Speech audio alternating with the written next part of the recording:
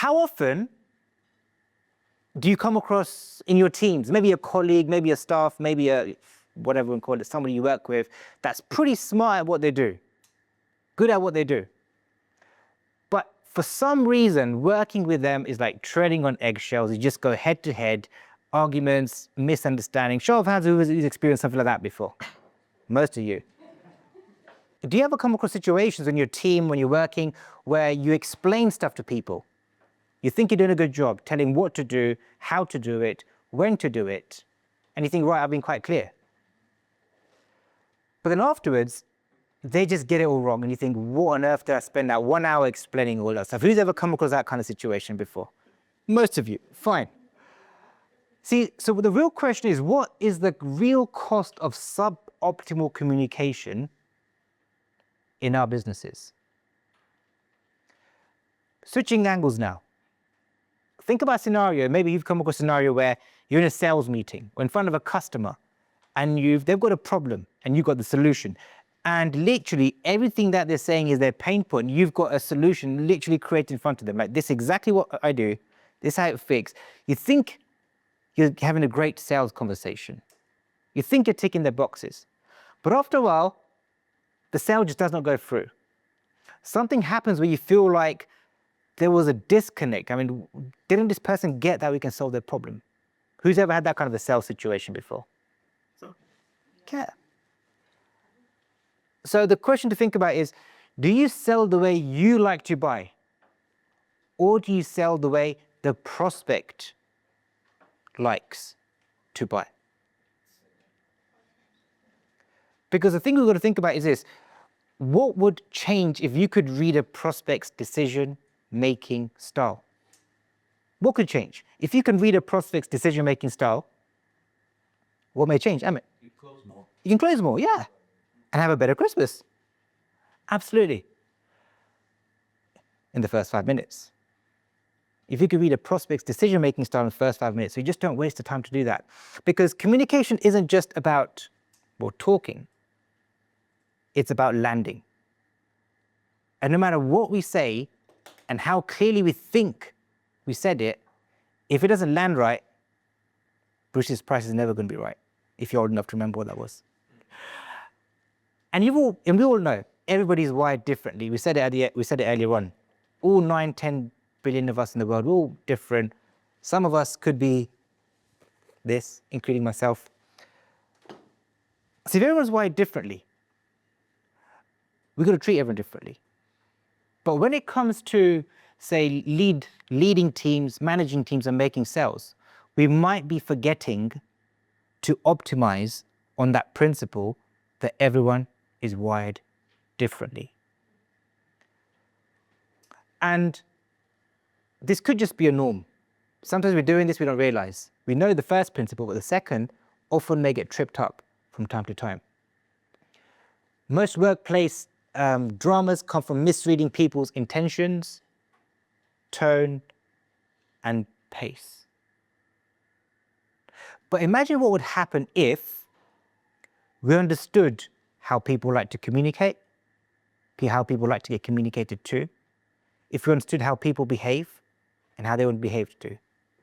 Could there be a better chance that we could win them over and do what we did last Growth Club, which is more about impact and influence?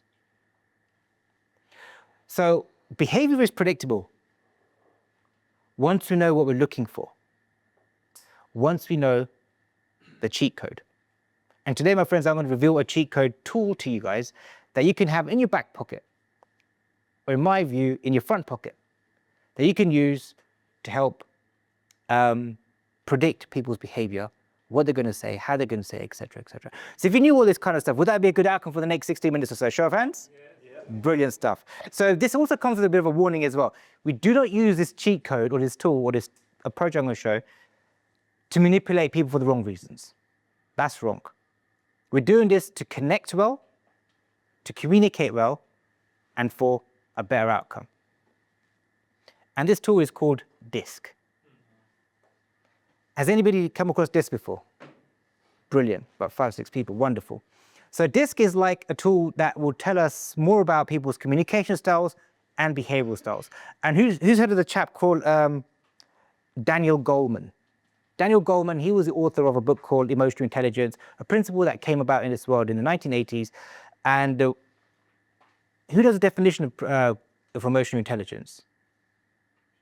Probably it's not your job to know because you're not a coach. But definition of emotional intelligence is to know yourself so you can manage yourself, but to know others so you can manage others. And DISC is a technique or a tool that really helps create logic for emotion. To help us compartmentalize, right, how do we get emotionally more intelligent in a team dynamic, in a sales dynamic, to help us lead a better life afterwards. So this will help us understand behaviors and communication styles all the way through. The golden rule of communication. Who's come across the golden rule of communication?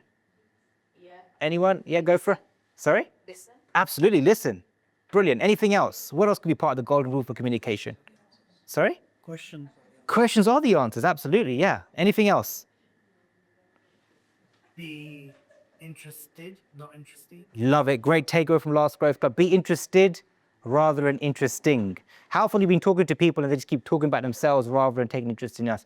But the golden rule I'm talking about today is treat others the way you would like to be treated. Who's come across that before? Show of hands.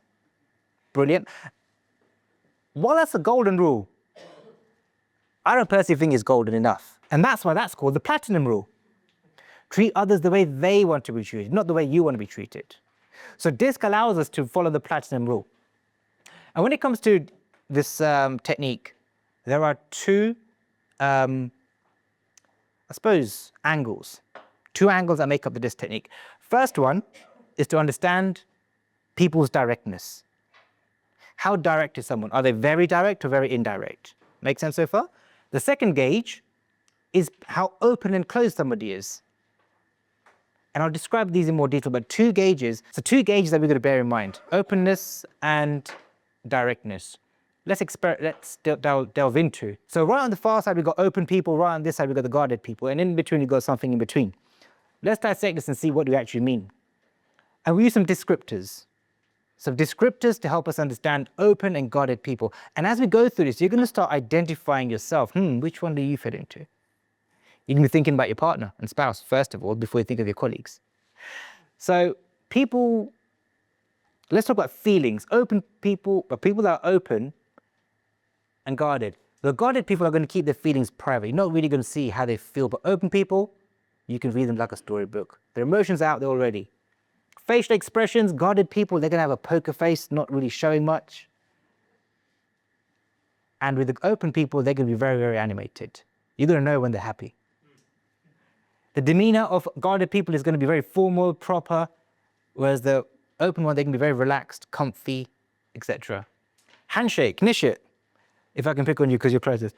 How would a guarded person shake hands? How would an open person shake hands? Open people is going to be formal, stand at arm's length kind of thing, whereas the open people, maybe you saw me, maybe giving big hugs and cuddles and all that kind of stuff. Handshakes go out the window. That's what open people normally get. Physical contact, guarded, typically avoid. And open, they initiate it. They love it. Meetings. Open people, when it comes to meetings, they go off tangent. The agenda is these 5 bullet points, but they don't follow those 5 bullet points. They don't care about those. Show of hands, who's come across those kind of people? Keep your hands up if you're that person. Whereas guarded people, when it comes to meetings, just go by the agenda. Follow the steps. What's the agenda? Item 1, item 2, item 3. Open people, when it comes to speaking, they speak in facts. So guarded people, they're all about speaking in specifics. They don't like high-level talk. Exactly what do I do over here? What are the steps? What's next? Whereas the open people, they just want to talk about the main idea, keep it high level, and leave the detail to someone else. You may be starting to resonate with some of these so far. So that's what we call the kind of openness and guardedness. Now for the direct and indirect.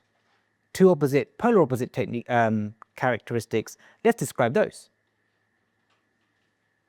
By the way, you'll get all these slides later on, so you can write it all down, but you can get them later on. Or you can take a picture of me looking pretty in them. Some more descriptors. How do we describe a direct person? So when it comes to making decisions, direct people just go and do it. Spontaneous, quick, whereas indirect, are going to be slower, more cautious, more measured as they go along.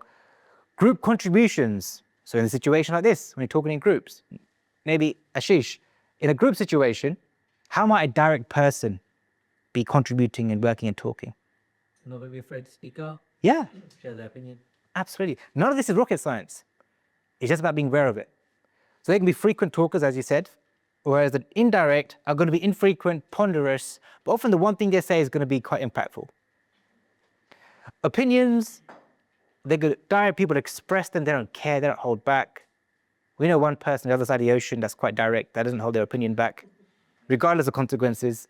They just say them, and opinions of indirect is going to be more reserved. There we go, more things as well. Statements, direct people are going to make emphatic statements, to say as it is. Indirect are going to qualify it, look for detail. Is this right before I say this? Blah, blah, blah. And rules and policies. How do direct people react to rules and policies? They're rebellious. And whereas the indirect people tend to follow it. So you're probably identifying to some of these already yourself. And also thinking, that colleague of mine or that client that I missed out on converting, where do they fit in? And how was I being? So while this is great, the real magic happens when we overlay each of these principles on top of each other. We've got direct, indirect, open, guarded, those principles we spoke about. When you put them on top of each other, we get 4 distinct boxes. And what are these 4 distinct boxes all about? We've got the top right, we call them the dominant lot. The people are direct and guarded, the dominant lot. How do they behave? March into a room. Right, Rakesh, we've got a board meeting on Thursday. Can you get the report done by Monday? Thank you very much. If you need a copy of how to do it, speak to Amit. Brilliant. That's how a direct person speaks. Whereas if you had an influencer, they walk up to someone and say, "Oh, hi, Hema, how are you?" Good. Brilliant. How was your weekend? Very busy. Very busy. Oh, what did you get up to? A lot of bits and pieces. Oh, your house decoration as well. How's that coming along? Coming along well. Yeah. Brilliant. And how was your son's birthday party? Was that good? Yeah. Fantastic. Well, I was so looking forward to coming, but I just couldn't make it. So many other things to go to. But yeah, well, I'll speak to you later. Oh, by the way, we've got a meeting on Monday. It's a board meeting. Would you be okay to get it done, the report? Is that okay? Awesome. And if you want to know how to do it, we'll meet in the bar and I'll show you how to do it and stuff. Brilliant. So they're quite direct, but they're open. They're just like talking all over the place, all over the world, sometimes missing the point and just keeping all the social side going. You then got the steadies. These people are open, but they're indirect. So who could best describe an indirect, a steady Eddie? A public figure like Bill Gates. Big achievers. I mean, anyone can be a big achiever in all these 4 quadrants, but a steady Eddie would be somebody that lets the market figure out what's wrong and then they come up with a product afterwards. Marketers are often quite late at reacting generally, so they're quite steady. They measure their way through, see if it's all right. A person like Bill Gates would love to have interaction, they're open, but only in a one-to-one situation. You put him on stage, he hates it. But if you ask him to do a one-to-one interview, he'll be brilliant. And in the bottom right-hand corner, we've got the conscientious. I've got to learn to say that properly, conscientious. Yeah. And these people are guarded and indirect. These are, and apologies, these are the geeks, the software programmers, the accountants. Oh. They love detail. They love steps. They love data and charts, and they're probably picking out my grammatical mistakes already. These people are conscientious ones. For example, Warren Buffett. He leads his organization really, really well, but he knows everything what's going on in his world. Make sense so far? So we're going to delve into each of these in more detail, but you're probably already thinking which of these boxes do you fit into. But we're all human beings, and often we don't fit into one box. So now let's take a look at each of these 4 characteristics in a bit more detail. So we've got the dominant lot. Dominant lot are outspoken, offensive, and arrogant. Often, maybe. They can be short attention span, they want to be the best, and they want facts and bullet points. This is what we call the dominant lot. An influencer, however, they're quite outspoken, cheerful, relationship build, the visionaries, creative, not so keen on detail. Then you've got the conscientious. They love detailed facts and numbers. Sometimes they lack eye contact because their brain's thinking so much in terms of data and figuring things out and steps and stuff. They often lack eye contact. Doesn't mean they're not confident, but they appear like that. If you think about Bill Gates, he hardly ever gives eye contact. He's always looking down and looking up. They ask plenty of questions. They're perfectionists. Everything's got to be crisp and they require patience. They want patience and you've got to give them patience. And the steady eddies, they like things to be, similar to the conscientious, they like things to be thought through. They don't like pushy salespeople. And they like being spoken to slowly. So you're already starting to think, which one do you fit in? Which one could your colleagues? Now, as I share this, there's a few points I would like you to bear in mind. We like it or not, we've got a split personality. We have an alter ego. We know we do. We've got a natural state of being and an adapted state of being. Well, what's the difference between both? Natural is how you are with your friends, family, in front of the mirror, however you are. That's your natural. And your adapted is how you are when you're under a bit of pressure, meaning when you're in front of, say, work colleagues, clients, when you've got to do something a bit differently and you've got to do that. So we all have two different personalities. So for all of you guys and myself and all human beings, we're going to have one set of profiles for our natural state, one profile for our adapted state. All of us have all of these features in us to a certain extent. Well, we have at least some features in all four boxes. However, we are going to be dominant in maybe one or two, maximum three. Hardly anyone is going to be a disc, all four. Not many, according to stats and numbers and all that kind of scientific research. Which of these profiles makes a fantastic customer? Show of hands if you think a D makes a fantastic customer. Show of hands if you think an I makes a fantastic customer. An S? A D? None of them? Absolutely. And what does that depend on? Why would all of them make a great customer? Depends on their personality. Any of these make a fantastic customer as long as we approach them the way they like to be treated.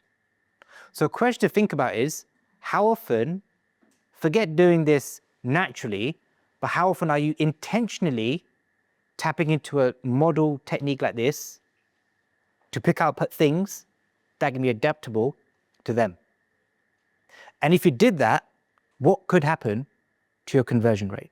Which of these makes the best salesperson? Absolutely. Depends on the customer. So what's the takeaway getting over here? We just got to adapt to the people in front of intentionally and consciously, rather than leaving it to winging it, which is what a lot of people naturally end up doing.